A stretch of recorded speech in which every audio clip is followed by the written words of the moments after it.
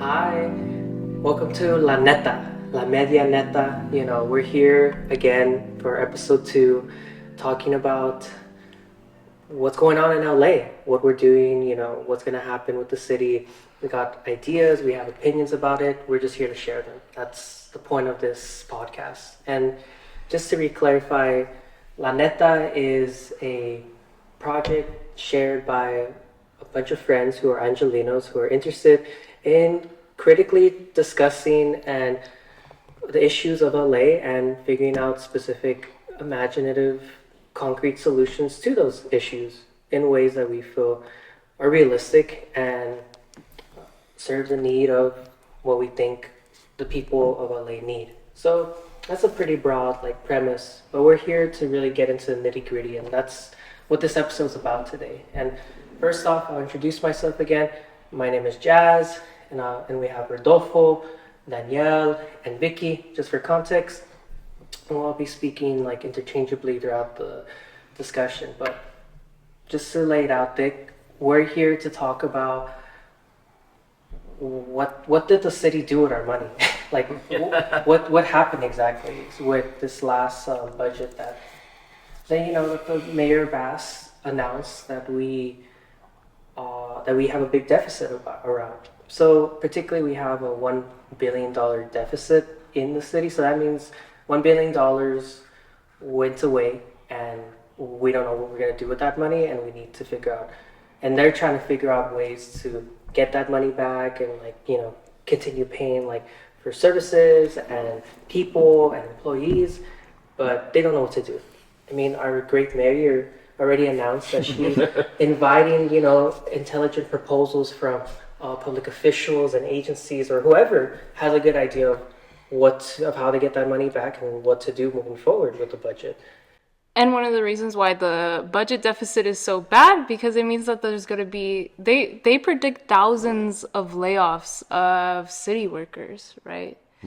But really, we want to talk about what is LA spending money on, most of its money on.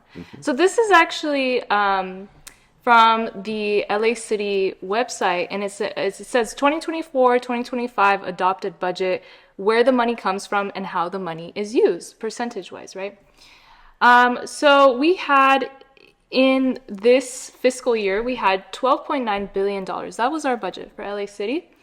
$5 billion of those dollars went towards community safety, and 3 of those $5 billion went towards crime control. So that's just as a basis. That's what LA is mainly spending its money on. And then the other thing that we're also spending a lot of money on, so it says home and community environment. It's $4 billion. Most of that money, $1 billion of that money money is going towards wastewater collection, treatment, and disposal. And we see here on this budget summary, it says one of the things that we spend the least amount of money on is public services, is education opportunities. So yeah, that's kind of where we're at. What do you guys think about that? How do you think the money should be spent?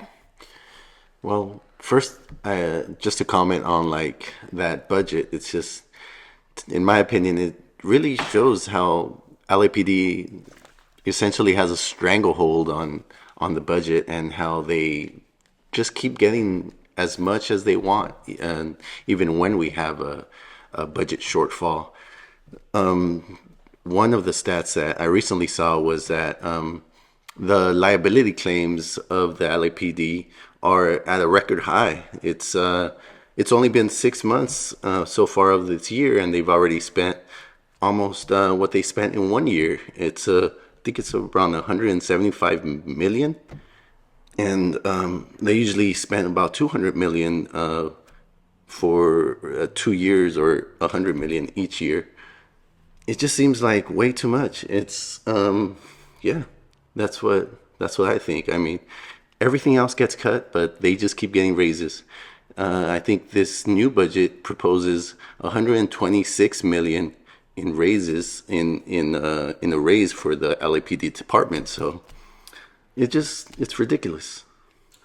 Yeah, I totally concur with that. I mean, I think one thing that is really jarring to me in this discussion about the LAPD is the fact that we know that the people in general do not want so much to be spent on the police. We know that because not just are people saying that in public opinion polls, but right, our city controller, Kenneth Mejia, was basically elected because he kept telling people about that. And people voted for him because he informed them about that, right? He had those huge billboards telling people how much was going to the police, and the general response was, we don't want that. And so more and more people are becoming aware of it, but yet it seems like the politicians that are directly in charge of that are just increasing the budget, not to certainly the more conservative ones, as well as the more supposedly progressive ones.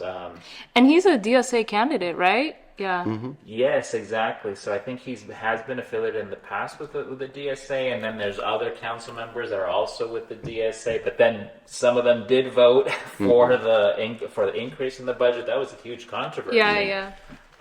So it definitely seems that, I mean, we as the people need to make sure we follow those numbers because, I mean, thankfully, yes, we do have a city controller that does release that information, but we have to make sure we look at his information, but then also do our own research for sure. Yeah. Bad stuff. Very bad. Yeah. Well, I think we have a lot of critiques of what's going on, and definitely they're shared by a lot of folks out here in LA, and that's something that we're trying to reflect on, which is, we have all these critiques, but what did we, in our opinion, we see this money going to actually, in a way that is productive for Angelinos? I think that's something that it seems like our city doesn't really understand. They don't really understand what the people, and what I mean by the people is everyone, in LA. Because what is this? What are these investments really doing? I mean, yeah, they're uplifting PD, and I guess there's community security, but. Well, there's not community security. There's literally more oppression in our society. Yeah. Exactly. I mean, but the point is I think we all have had particular experiences with what this community security looks like. I mean, for example, when I was 14, I had a friend who climbed on, which was stupid to begin with, but his stupidity didn't demand the response that the PD had. But the point is, he climbed the roof of my house in South Central and started shooting at pigeons, which was really terrible of him to do that, and we're not friends anymore because of that. But the point is... But he was a kid, but yeah. Yeah, but the point is, he was just using a BB gun, and I guess someone saw that on the street, and nothing happened immediately, so he got off down the road, and we just went inside, and we were going to leave, and as we were walking outside my front door, I see these two green shotguns facing me, and then from each corner of the front of my house, and then they tell us to stop, and we're not really sure what's going on, and all they tell us is they give us the order to put our hands on our head and turn around, and we walk backwards, and then immediately we see a chopper right above my house, right here, this little house on South Central, right here in Arlington and King, and if people know where that is, that's for what? And then they brought in 4 cruisers and several bike cops, and it was just weird. It was just crazy how much attention they gave this situation, that they discovered oh, you guys didn't have any weapons, you just had a BB gun. Oh, we're sorry about that. We're sorry that we had to go and investigate and turn your house upside down because they were looking for weapons. But traumatize you, what if they actually did use a weapon on you or whatever? That's not unlikely. Yeah, of course. We had different responses, and my friend, he was crying. The person who was shooting at the pigeon was crying because he was afraid of what the repercussions were going to happen.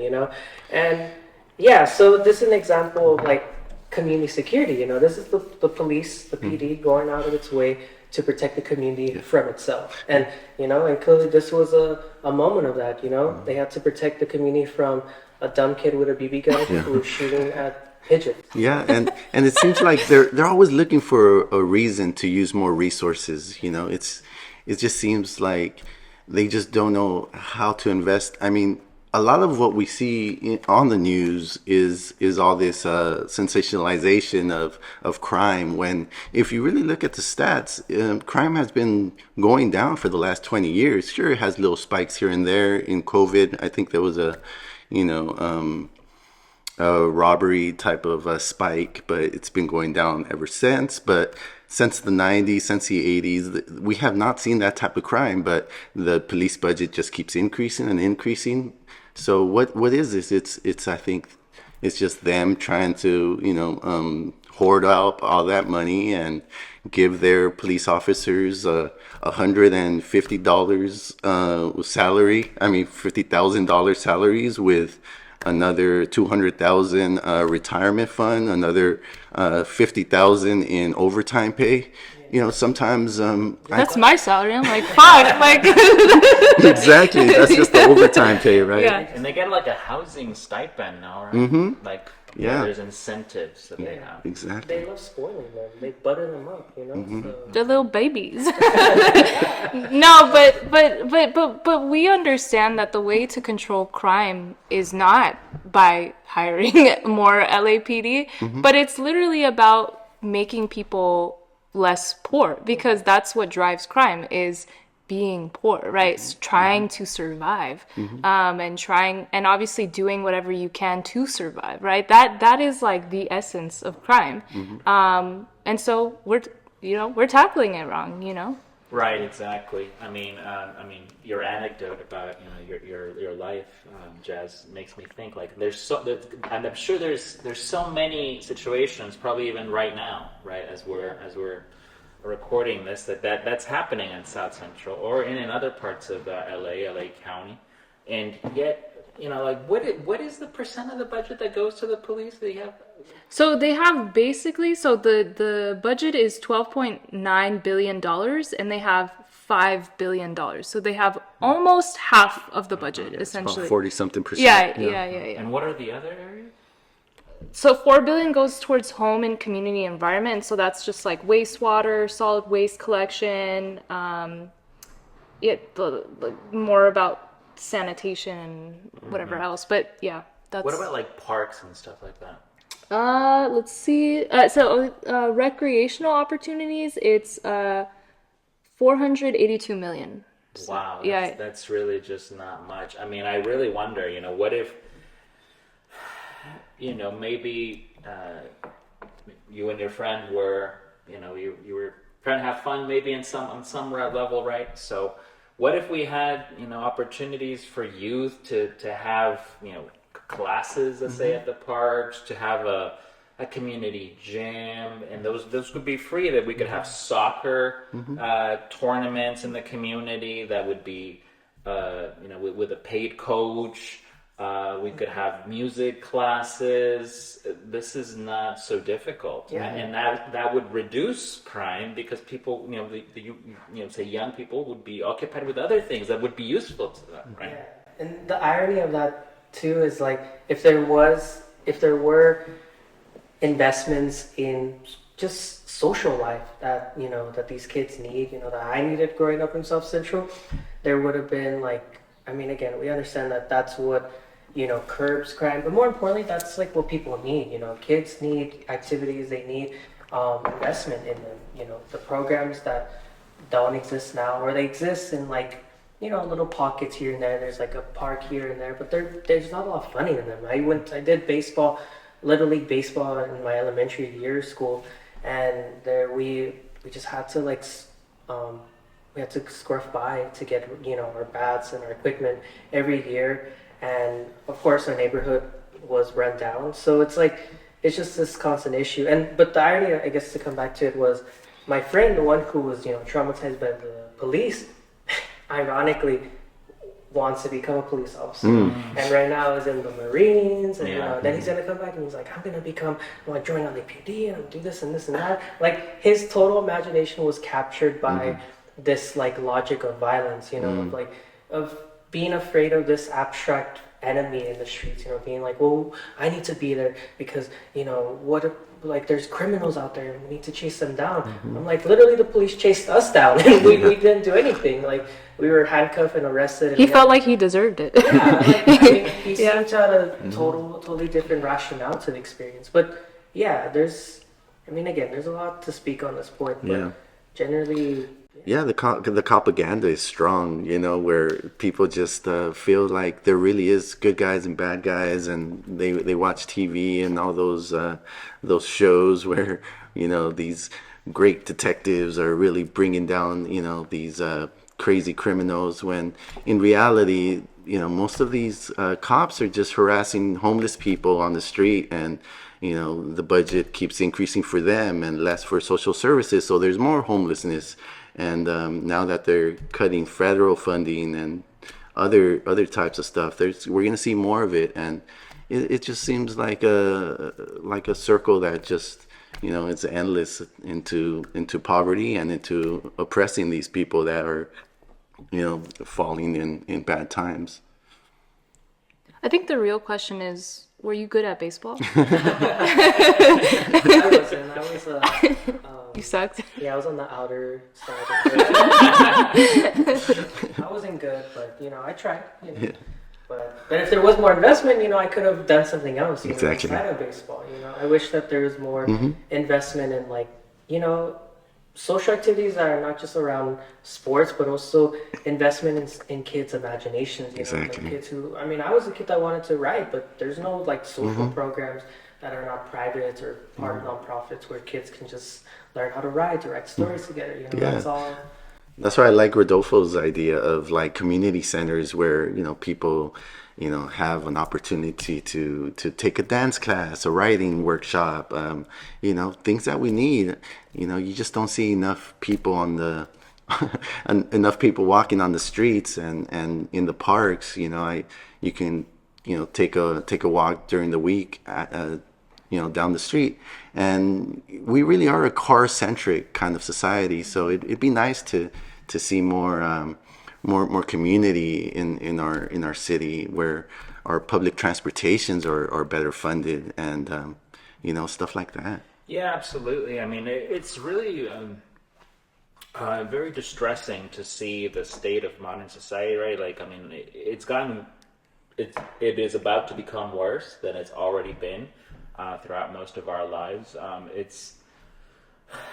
Right, if we take a kind of a longer view, there was a considerable amount of public investment in youth, in young people. We had college was free at some point after the Second World War for those that had gone over there. But gradually, as the growth of capitalism has continued, they've privatized everything, and now education itself is really unaffordable. And certainly, you look at a little bit farther east from South Central, right? You think about, say, the community of Cudahy. I've heard a lot of community members there being very concerned and really depressed about the fact that now their kids can't actually even use the park because the city decided to charge to use the park. Yeah, sorry. So you have to pay, I think $20. I think that's what it is, to use the soccer area, the small soccer field. It's very tragic. How the kids don't have that money, their parents don't have that money, so then they don't get to play. Yeah, some parks are also charging for parking now, and it's fucked up. Yeah, I know when I was in South Central, I learned to swim at Roosevelt Park. But I think nowadays, if you don't live like super locally, like they charge you. Yes, I don't think concretely, right? Like there's there's a city called it's called Downey. It's called in the LA Times. They sometimes call it the Mexican Beverly Hills. So a few years you don't ago, think it is? No, I'm kidding. But a few years ago, there's like a park that is neighboring, I think, to the city of Norwalk, and the city residents of the Mexican Beverly Hills decided that to complain to their city that there were too many people enjoying this park from other cities, and so then they started charging for parking. Wow. Damn. I feel like that also only happens like in the city because we live in the San Fernando Valley, and it is different because there is more green space, for example. Yeah. And in the city, it's just like it's just concrete jungle. It's like, where are the fucking trees? Like I don't know. You know, like where are the green spaces? And it's like most of the people that live here do not have access to that. And it's really sad. Yeah, it's kind of ironic though, because even though it is considered like a higher end city, when I lived in the actual like LA by USC or by East LA, I was able to walk to a small market like down the street, and sure, it was a liquor store. They didn't have like healthy food and stuff, but you can access a few things here in Downey. It's like you have to like drive to a supermarket, which is at least 5 huge blocks away. It's like, what's going on? I thought this was a better place, but You no, thought this was Mexican Beverly yeah, Hills? I thought, I expected, better, but, I guess if you don't have a car or access to one, then, you're going to have to walk in the concrete jungle. Yeah, exactly. Right. I mean, maybe that gets us to kind of another kind of category, right, that we could envision for the budget, right? Like we could think about, transportation and the fact that, yes, I think everyone took a car to get here, right? So why is it the case that Los Angeles has such an impoverished public transportation subway system, right? Like every other major city has a great system. New York, Mexico City, you can go to Bogota. Like it's certainly in Europe and in East Asia. And apparently we have the largest like public transportation system like in the country, like.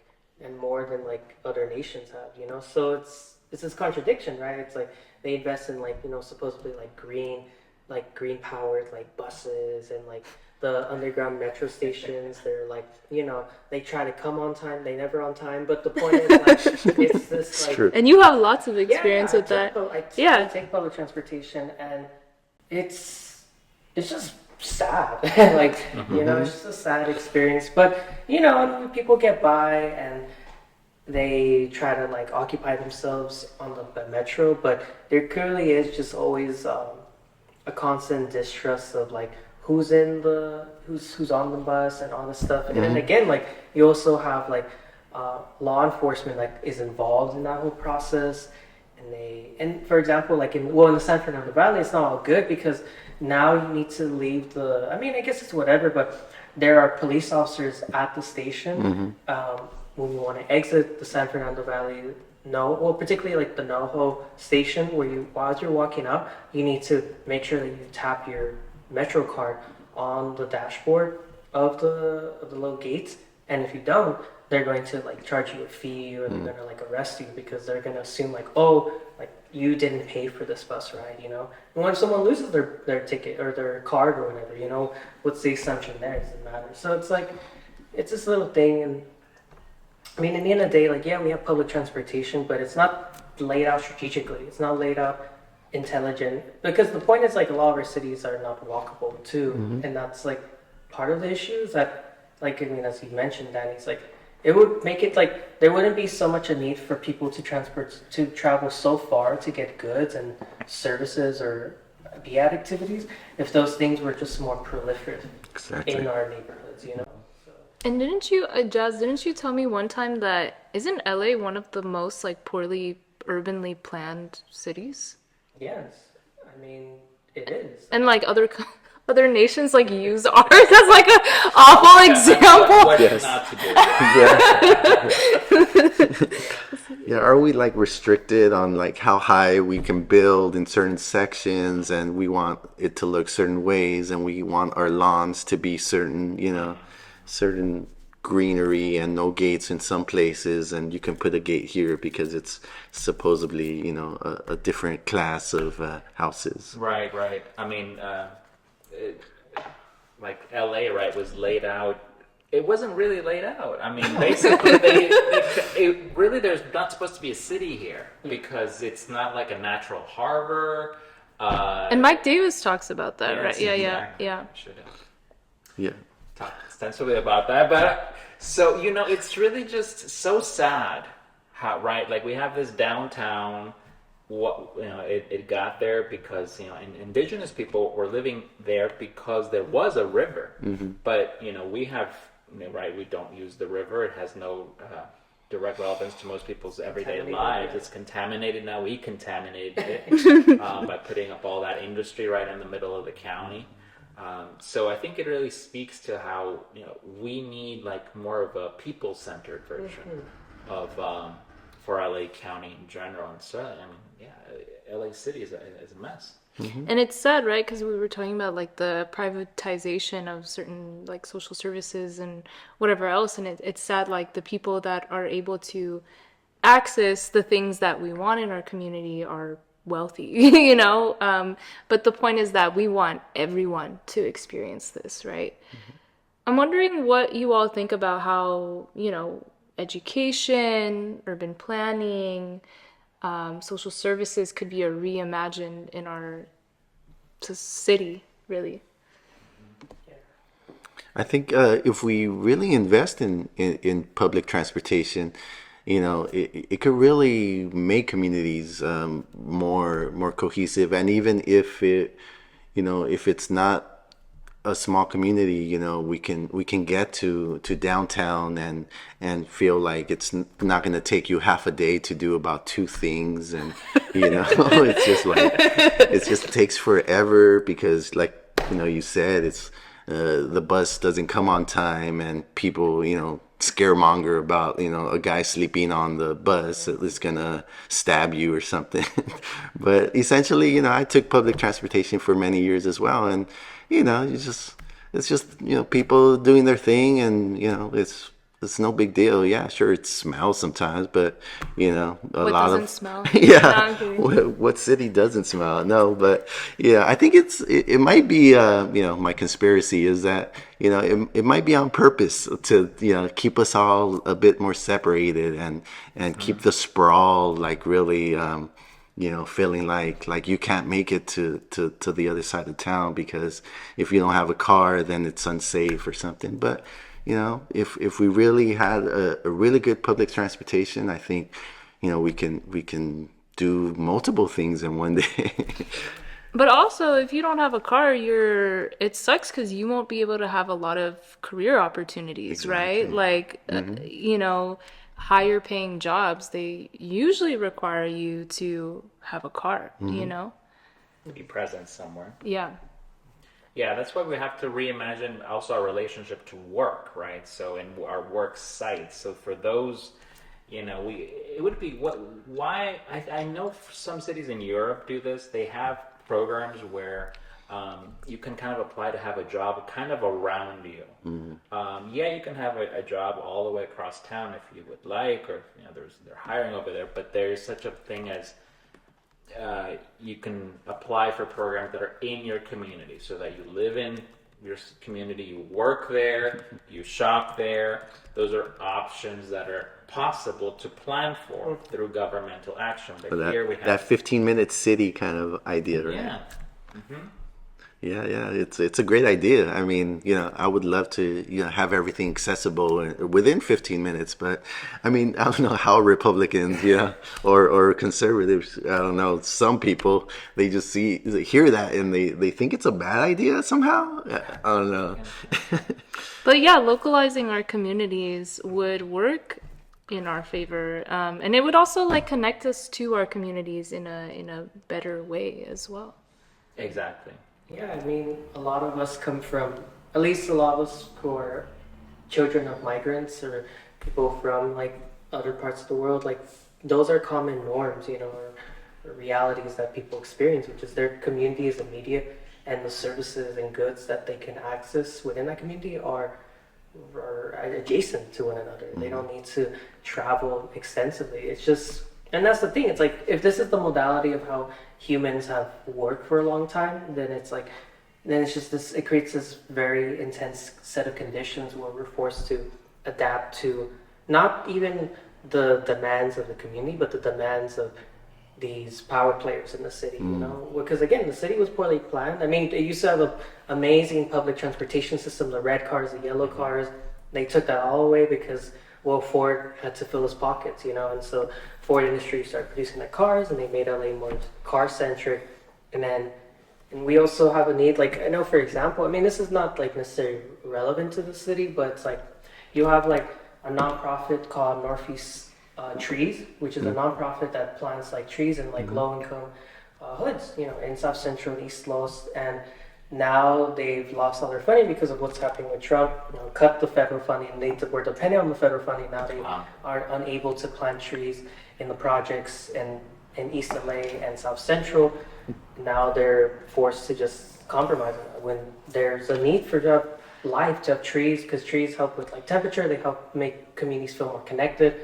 But so yeah, so the ways I think we need to reimagine is that the constituents of specific communities need to actually not only be consulted in how the city is planning to develop specific infrastructures or transportation plans around these like citywide projects, but they also people want to participate in these projects too. I mean, the point is, like, as we were talking about, like working, where it's like it makes sense because a lot of people have a lot of skills where, like, you know, I come from South Central, my family works in construction, and my dad has to travel, and I used to work with him. We had to travel to like Malibu or Orange County, you know, from Leimert Park, all over SoCal pretty much. And when we have all these people who have skills and labor experiences that they could bring to the communities, you know, to actually build and renovate homes like in our own neighborhood, you know, which is more accessible, makes us more connected to our community, but also it's just more livable that way, you know, to not exhaust ourselves living in traffic, you know, every single day. So Exactly. I love that idea, and I think, I mean, we've both had a similar idea, government programs, right, in the past in this country, and it's inspiring to see it in other kind of countries, right? I mean, in the 30s, 40s, we had the Civilian Conservation Corps, and it was part of the New Deal to, you know, partly to plant trees, and to, with this idea that, yes, we need trees in people's lives, so let's have you know, parks, let's rejuvenate the parks in our inner cities, all that. And in Mexico, right? In Mexico now, there's the, I think, Sembrando Vida, right? So they actually literally pay people to plant trees in their community. That seems to make a lot of sense for a lot of reasons, right? So we need that connection more for the community to have with the land, right? Yeah, and here we are doing the opposite. You know, we're firing people, federal workers, and you know, when we're falling into a recession, you think, you know, we do the opposite, where we hire more people to help with, you know, revitalizing the community and investing into our community by hiring people to do things like that. One thing that I love, that when I lived also in East LA, was volunteering at the local community garden. You know, it was such a family-oriented, intergenerational experience where we shared tea and yoga in the morning, and then we do our projects, and we learn how to organize a cooperative, you know, taking classes, and just it was a beautiful experience. And you know, even though, like I said, you know, you find higher end cities like Downey or other places, and it feels more isolating. And you know, maybe this is a part of why you know, suicides and drug use is so high here, because in the United States, because, you know, we lack this connection, this community. But you know, maybe if we can change that up, you know, there might be some good things. Yeah, exactly. And that all starts with nationalizing industry. No. I mean, we do need money somehow. No. But yeah, exactly. I love it. I think you said it really well, where we need to be more smart with building our cities and taking care of the people who make it happen, you know, because again, like, you know, coming back to the start of this, like, we're talking about public money, you know, and this public money comes out of our pockets. It comes from people who pay property tax, income tax, and just yearly their taxes. So if we're the ones giving the state this money, not I mean usually because we have to, we should decide what's going to happen with it, where it goes, what it does. But that's the thing. I mean, if we're talking about reimagining like the city in a more people-centered way, I mean, the biggest thing is that people need to have oversight, be at least given that access of transparency to know what's going on. What are the public officials, the city workers, what are they thinking, what are they doing? Because this is too much of a common pattern where we just know the norm of like, oh yeah, a veces, we have people in office who are a little bit corrupt and they pocket the money themselves, but okay, maybe the next people we hire, will be different. And it's this cycle of like, well, it just makes sense when you have no oversight and you're in a position of power to pretty much do what you want and you can get away with it, people are gonna be opportunistic. I mean, that's just what it seems to be the pattern of behavior, unless they're disciplined by the people. But more importantly, these people we vote into office are also not committed to serving the interests of the people. I mean, they're not part of any movements, not part of any like specific communities. I mean, if the communities they're part of, they're also part of communities where they're like, oh yeah, we like that. They like the lack of oversight, they like the corruption, they like the nepotism that's involved in that whole process. The NIMBYism. Yeah. Yeah. Exactly. I mean, I would add to everything you're saying, Jazz, that we need to convince ourselves that it is possible to have some type of concrete policy changes in our communities that affect our communities, enacted by our communities, that can actually deliver this greater participation that we really seem to be lacking, and that can deliver us really good things. I'll again give one more example from Mexico because I think it's useful. It's useful to have a concrete example. So one of the things that people are always talking about corruption in government in this way or that. For example, there's been in various school districts, there's been a lot of parents accusing the school district board members of being corrupt, of funneling money, to their friends, to contractors, and the contractors doing a bad job. So it's a total loss for the entire community, for the kids, for the parents, taxpayers, etc. In Mexico, one very interesting program that they have is called The School is Ours, La Escuela es Nuestra. So this gives federal money to basically PTA committees. So the parents and with the teachers at each school get to decide how to spend the money that they directly get from the government. There's not actually this in-between of the school board members or the contractors hired by the school board members. It's the community collectively making the choices. Like, do we need to repaint that classroom? Do we want a new soccer field? Are we going to change the food that we provide to the kids? We want this kind of food instead, and we have the money for that. So it gives parents and teachers a real democracy. So we could do something like that. I'm not saying it's a perfect model. I'm saying it's a model, right? But we should be thinking that it's possible to change this stuff up. And I think we should be thinking that it's possible for people to become more involved in the process of politics. Because right now, the way that people are involved in politics is like, once a year I go vote or whatever, like once every few years I go vote. But that takes power away from people, and it takes away like people's agency of creating the society that they want to live in. So, and I think that's kind of like the root of what we're talking about, is that people deserve like agency to figure out like what they want, right? To see in their society, in their cities, in their communities. So, yeah.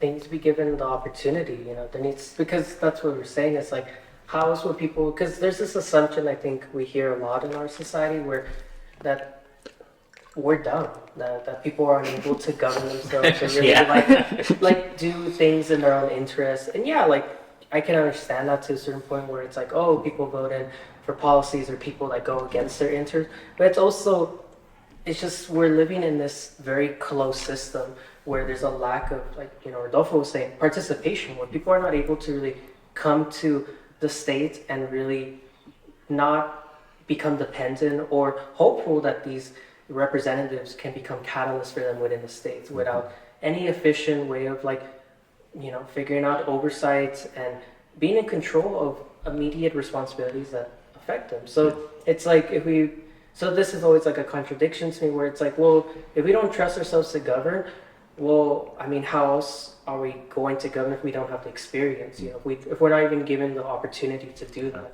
Yeah, So, you go to any city council around LA or LA County, and you realize, these city council members are even dumber. Yeah, I'm like Joe from my neighborhood. Yeah, you're not very. better They're not very ideas. impressive. Yeah. Exactly. I talked to my neighbor, and like that guy's smarter than any city council member, pretty much. And so oversight is fundamental, though. You're right. I think just a few months ago there was a report coming out about homelessness services and how they just haven't been able to keep track of the money, and this is the type of stuff that they look at the budget after these occurrences and see, why do we invest in homelessness? It's just a waste. It's because they do it on purpose to be like, it was just such a waste, but it was usually some nepotism that some city department did, and but it's not the homelessness people's problem, doing that. yeah, exactly. There's no reason for there, because there's a lot of, like you're saying, like shifting of blame away from these power people. Because again, it's like, what is the state really? The state is really meant to just regulate, like, processes. Like, it's meant to regulate money, how that money is allocated, where that money is sourced, and making sure that no one messes up with that money in specific ways. Like, the state is just oversight over specific common goods and common services and common property that we share in this society. It really is. So it's like, and again, like, like, we understand, like, if someone makes a mistake at work that their manager told them to do, whose responsibility is that? It's not the freaking worker's fault. It's the dumb manager. So it's like, and so there's like this. So yeah, there's this issue of, like, if we want intelligent people in office, and people and if we're going to develop a culture where people are more participatory in their decision-making processes in the state, and we need to facilitate that. There needs to be changes, as you were saying, Rodolfo, for just institutional changes that allow for people to come in and participate. Because there is no participation. Going up to city council and giving your 3 minutes to a city council member about, like, oh, this is what I don't like. These are my grievances. Blah blah blah blah blah. Like, that's not democracy. It's just performance. And there's not much that person can do to complain. Yeah. But they want to make you feel like that is democracy, but it's like, we know that is not because, like, you're not really involved in that process, and like you're saying, that the more people participate, the more that people will change from the participation, that they will gain experience, that that they will become over time hopefully smarter and more confident, right? So yeah.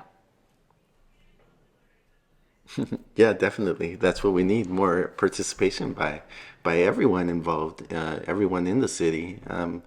If we just felt that empowerment, I think, I think these community centers, bookstores, I think they kind of right now, bookstores and other they take this part of community centers, at least here in Southeast LA. We had a bookstore that was really having these discussions, these events where people felt united, at least in being able to have a place of their own. So Absolutely. I mean, getting back a little bit then from the earlier in the conversation, we need those kind of spaces for the community, more public spaces. We have run out of public spaces right now. Now they even want to, you know, uh, there's sometimes empty lots, and what do they want to do? They just want to convert them over to high-end luxury development, and which of course is private. But no, of course, what we need is more public space. So we could somehow we could win that. It's just that we need that greater participation from everybody. And that we need a political party that also advocates for people as well. But Yeah, but that political party would need like A public space. It's all a loop. Yeah, I mean, yeah. Maybe that's one of the reasons why in the United States we our political culture is so impoverished. Now, other countries, cultures, they have those open public spaces where it's very common to hear so many people giving their thoughts out there, and that's oftentimes they were. And you have good public transportation to get to these public spaces. It's all connected. well, some of those exist here in the pockets, like Yes. like even in California. Like we went to Mariposa recently to go to the Yosemite Mountains, and there was just these dirt spaces. You know? Yes. And these dirt spaces were diners. They were diners. They were just like hospitable to people, and they had on their calendar like every Thursday this blah blah blah men's club meets here, or this Thursday we have a town hall meeting. Like the community is organically developing Yes. these means of spaces, but again. It's because again, it's nuance where it's like these people are living in like a small town, so they develop small town cultures, but they also have space. You know, people have businesses, they have shops that they open to the community because these are their neighbors, these are people that, and they understand that in their little town, they have a mutual interest to make decisions together because they're all impacted by it. Whatever happens, as far as policy goes, it's going to affect everyone in that little town. So they all take an effort to do that together. Yeah, and as people are listening to this podcast, probably on their phone or their laptop, we have to encourage people to get out there, to get off the screens and get off and- your asses. in other words. No, I'm kidding. But we really have to interact with each other, and just interaction is very empowering, and that's why, as they say, they want to keep us separate and isolated, so they can run away to the bank, and take advantage of us, because the more we're on our screens, the more we just want to buy stuff and buy it on Amazon, so I don't have to go out. And if I do go out, it'll just be to the store. It's that these are things that we have to change within our culture and our minds as well. Or, maybe you want to earn money. You can earn money on those. What are those apps? Those apps that like you don't know what I'm talking about. Food? No, you no. like you Work, literally get like money? no play a game. And, And they give you money supposedly. Yeah. and so you're just like spending like hours and years, just like getting like $300 and it's like. Wow. Well, most of those are That's like scams. out of a- I know there are I scams. don't know, yeah. I'm trying to. Yeah, it'll pay you to rot your brain. Oh, Yeah, it's like a horrible. Black Mirror episode. Yeah. It seems like there's a need for just social life to regenerate social Yes. life like in our society. But like as you mentioned, Danya, it's like, but there are all these like new anxieties, these new boundaries that we give ourselves because of what is actually accessible, which is a screen. A screen. The digital life that is accessible to people, and people live and die like in these digital spaces. And they think, well, this is reality. Get my sense. Like what else is there? So it's like, but yes, what we're really getting to the root of is that we need to reclaim our reality. We need to reclaim our physical spaces, and we need to do it together. That requires participation. So that's something that we need to do. Okay, well, I think we can end it off here for today's episode. There's a lot of good stuff. That's a good note. Yeah. For sure. Yeah. And just to add, I think it can feel like, creating like a better LA or whatever city you live in, can feel out of reach or impossible, but I think it's important to have hope and to understand that we could make and change our cities, right, for the better, for the people, and that's not out of our reach. We need to claim it. So, yeah. I know. We need to conquer. Yeah, get out there. Touch some grass. Well, thank you everyone for the discussion, and we're going to send you off for now, but we'll be back at the next episode. Thank you again. This is La Neta. Yeah. And subscribe to our Patreon. Yeah. Thank you.